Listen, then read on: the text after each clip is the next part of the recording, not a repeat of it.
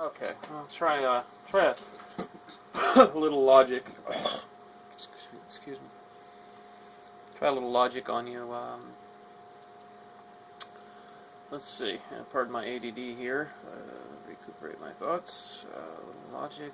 We're going to go through. Yeah, a simple example of how screwed up our society is. Okay. God, I lost a specific example, but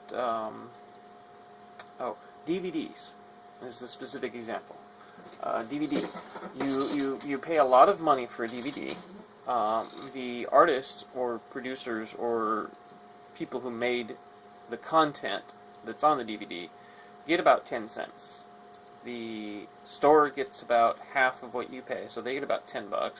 The distributor gets about half of that, and the record company gets the rest. Actually, I think they get most of it.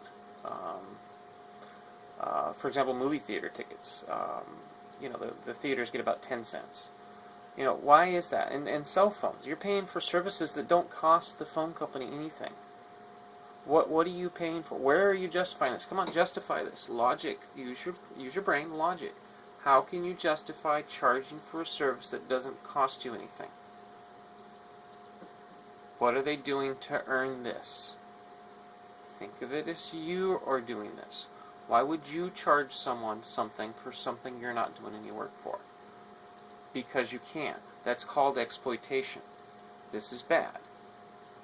Pardon me, I'm cooking dinner. So the point is, and I'm bringing you with me obviously, the point is that it doesn't have to be this way. It is only this way because we are being exploited. Because exploitation has become the norm. The accepted... That looks kind of freaky, doesn't it? Yeah, let's go with it. Exploitation has become the norm, and we accept it as not only real, but part of the game, we call it. Probably not good for the phone to be like that. So let's do it that way. There we go. Anyway, so it doesn't have to be that way. It only is that way because we exploit each other. And why do cell phones? Here's another one. Harping on cell phones. Apologize. You deserve it. But my cell phone got stolen or lost, and then of course subsequently stolen. When you find someone else's cell phone and claim it as your own, you're stealing it. That's not finding. It has ownership attached to it, serial number. Why does the cell phone company reactivate it? They know the cell phone. They know it's reported lost. They know who has it. That's receiving stolen property, actually. It's a criminal act. It's already defined. So they're getting away with something just because they're businesses. That's what I'm trying to get at here. But the other thing is, why do cell phones have to break? Why do they have to become so obsolete so quickly? Why do your screens break so easily? We don't have the technology to make a rugged, rigid cell phone that does everything we need it to do for cheap, for free. You don't think we have the ability to do it so everybody can have it for free? Of course we do. The only reason we don't is because we have chosen tacitly. That's by not choosing otherwise. By accepting, by taking for granted that we don't have a choice. The system we have in place now. This idea of private ownership, privatization. Solely because of that, solely because we choose to profit, to exploit each other, that we have a system whereby we create inefficiencies, distribution networks, record companies, RIA, MPAA, etc., which obfuscates, pardon the use of these terms, but makes more complicated the whole system, makes it more inefficient, because inefficiency is where profit is derived, or rather, profit is derived from inefficiency. And what is profit? Profit is the opposite of loss. If you look at a balance sheet, an algebraic equation, balance sheet's a more appropriate term here, though. If you look at a balance sheet, on one side you have profit, on the other side you have loss. If we, the consumers, are not, if corporations are always making profit, because that is the name of the game. They can't exist if they don't make profit. Public corporations. Then they, so they always have to make profit. So always making profit. Okay, well, what's on the other side of the balance sheet? Loss. Who suffers this loss? Guess what? That's you and I, consumers. We endure the loss. Corporations always enjoy profit, and we support this. Mind you, we support this. You need to understand what you're supporting. You are supporting your own loss. You're supporting your own harm. Because corporations gain at your loss, at your expense. Are you sure what they are providing is worth this? Just a thought experiment. I'm not telling you to accept what I'm saying. I'm telling you to think about it as a possibility, as a theory, as one possible explanation put forward by someone who's spent quite a bit of time thinking about it. But that's just me suggesting that it's legitimate theory and asking you to consider that. So I put this forward as a theory to explain whatever the hell I was talking about, because I've lost track.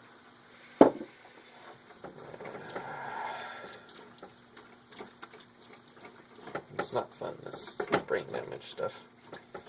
But anyway.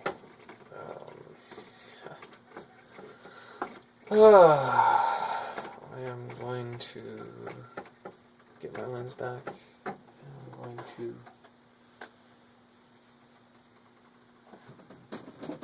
really instill a lesson into a child when I do it. I can't believe people are just letting this happen. And fucking taking advantage of me in the process, man. Fucking trying to extort $50 out of me for an address that I couldn't do anything with because I wouldn't have any money to get there anyway. $50 was less than my food bill for the rest of the month.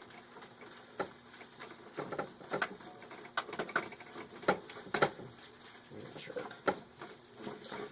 But anyway, off the private issue there.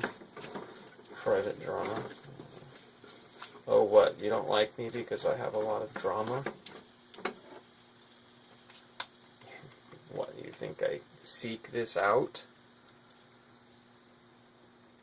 I woke up to September 3rd, 2004 and decided, you know what, tonight I'm gonna damage my brain and totally fuck up my life just for the hell of it. Is that what you think?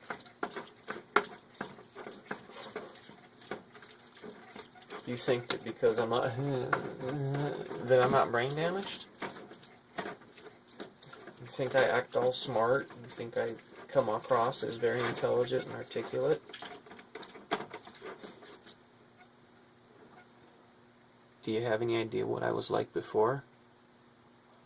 No? There's a reason. You didn't know me. You didn't know my capabilities. How well I articulated myself. And I now have a college degree, which I attained almost entirely after brain damage. Yeah, 3 semesters part-time, 21 credits before brain damage, plus what I transferred, and the rest of my time at University of Idaho with brain damage. This is painful to think and talk about.